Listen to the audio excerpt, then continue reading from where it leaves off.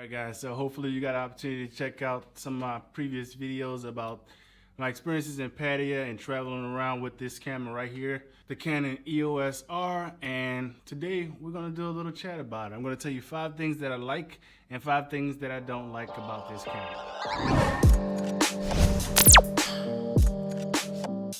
Alright guys, welcome to my YouTube channel. My name is Donnell, aka Ben Wonderful, and today's video, like I said in the intro, we're going to talk about 5 things that I like about this camera, the EOS R, and 5 things that I don't like about it. But we're going to start on a positive note with the 5 things that I like about it.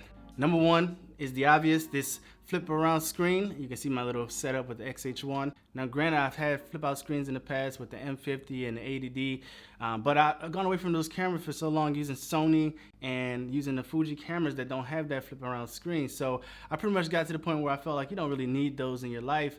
But now I'm flipping back to this full frame camera and having this flip out screen and remembering why I like to have those, being able to frame up your shots, also check your focus, and not only that, you can make sure that you check your exposure, which is, out in Kuwait, it's very bright and you have a high chance of overexposure. So it's one of those things that is just like, I think every camera should have a flip out screen. Anyways, let's move on to the next thing that I like about this camera, and it's going to be the lenses. It's going to be the RF mount in general. This little ring on the front that they added to their lenses, their RF lenses, is pretty nice. It reminds me of Fuji, how you can change your aperture on the lens.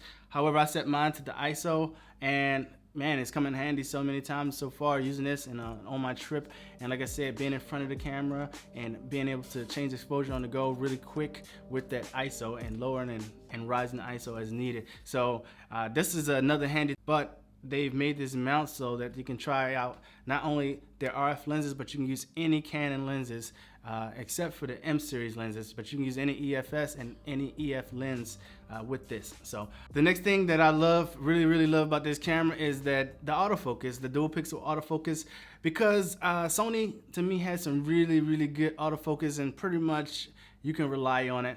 But the combination of having a super reliable autofocus system and having a flip around screen, which you pretty much can't go wrong, and you almost gonna never find yourself out of focus. Now, no camera is perfect, but the autofocus in the Canon cameras is pretty much up there, and it's probably either number 1 or number 2, with Sony being like really close to it. So they're both really good, but the dual pixel autofocus is just something special and something reliable that you can depend on, and that's why I love the dual pixel autofocus in this camera. All right, so the 4th thing that I love about this camera, coming from the Fuji system with the XH1 and XT3, the battery life is horrendous. Now granted, this is not going to be as great as let's say DSLR like the 80D or something like that. However, the battery life is pretty amazing. I've been able to make it stretch through a full day at least. I've actually never had it die on me. I just usually just charged it, when it started getting too low.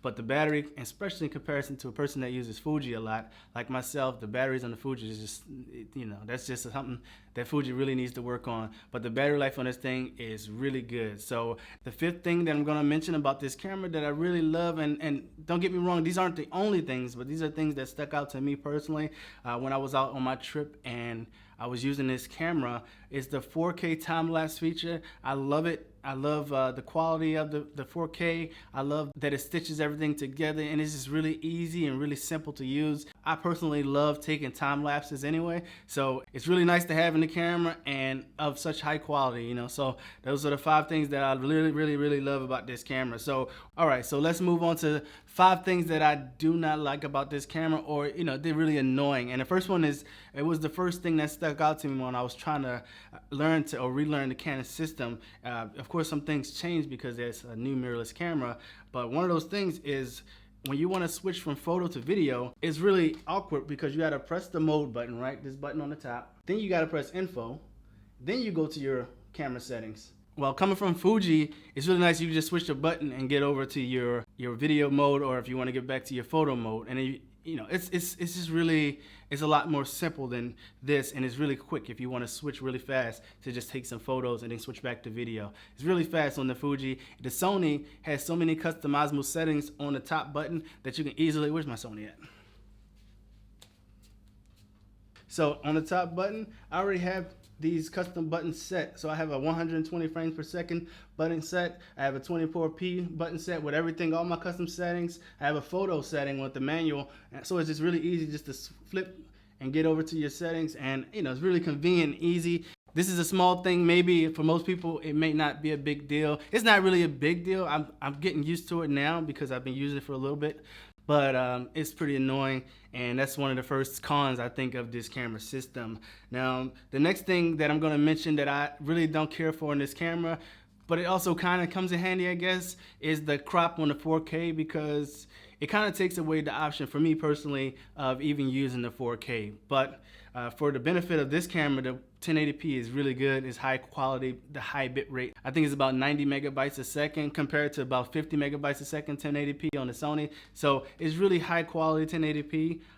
But the 4K, if you want to shoot in 4K, which I've been doing for the last couple of months, that really is limiting your options because of that crop, especially if you want to vlog with this camera. Then you have to switch lenses to something wider, and I don't really care for that. One of the things, it comes in handy sometimes because you get that little extra reach if you're trying to zoom out. But like I said, I would prefer that it didn't crop at all, and like the Sony, you could just use the crop mode inside of the camera when you want to. So I don't care for that. I don't like the crop, and that's one of the things that I consider con on this camera. The third thing that I'm going to mention that I don't really care for, and this is kind of another iffy thing too, and it's this little button thing they have here, and I think the idea was good because I was trying to use this as my white balance. So, and I thought that would be handy. However, it's just so hard to get this thing to work properly. You gotta hold it down, and sometimes it works, sometimes it doesn't. It's just not really reliable. So I can't really depend on it. If it worked well, then I think this would be handy. So, but for now, the way it's set, it doesn't work really well. So it's almost useless, and it's just a pointless button taking up space where they could have probably put something better there in its place. So, that's my opinion. Maybe you'll like it. I say you should try it. Maybe you will like it. I just personally, so far, I haven't found a really good use for this. Now, the fourth thing that I don't like about this camera is that it has a single card slot. Now, I'm not a professional by any means, and I don't want you guys to get the wrong idea because I do have so many cameras. However, I do love having dual cards because this is a passion of mine, a hobby, but a passion of mine. And not only that, I love having a backup card and also having the ability to shoot for redundancy on my card slots. So I love having dual card slots in my cameras, and unfortunately this camera does not have that. So I'm gonna count that as a con for this camera system, which I think completely takes this out of the game for a professional. This is just my opinion. Maybe some pros out there will use this as a pro camera, but I think not having those dual card slots is a very risky thing to have. And if you were a pro, I probably wouldn't use this for photography. It's just, like I said, my personal opinions. The limitations overall of this camera, if you were to put an EFS lens on this, then you can't shoot in higher frame rates. In 1080p, you can't shoot anything above 30 frames per second. I think that's kind of annoying because some people might want to buy a cheaper lens. After paying so much money for this camera, maybe they want to get an EFS lens for this camera, maybe to bring the weight down some if they're like a vlogger or something like that. Maybe if they want to use like the 10-18 or something like that because it's a little bit cheaper and they get a wide angle. Maybe they want to use something like that, but once they get on here, then they got the option for slow-mo, it's gone, So as a bonus, about the 720p, I'm kind of mixed on that right now. I wish they had the option for 1080p and, having a dual pixel autofocus still work and everything like that. However, from, some of the footage that I've taken with it and my experience so far with the 720p is that it kind of holds its own a little bit. So I'm kind of torn about it. I'm glad that they at least have a high frame rate, even though it's, not full HD or anything like that. I'm still glad they have that in there. But anyways, I hope you guys enjoyed this video about the EOS R. Look forward to some new videos coming soon about not only this camera. I'm going to do a little comparison between this camera and this camera, which is the XH1 by Fujifilm, and also a comparison between this camera and this camera, which is the Sony a7 III, which is, one of the best cameras of 2018. So we're going to do a little comparison, and, if you guys want to see something like that, go ahead and leave a comment in the comment section. Subscribe to my YouTube channel for that video and future videos, and I'll see you guys in the next one.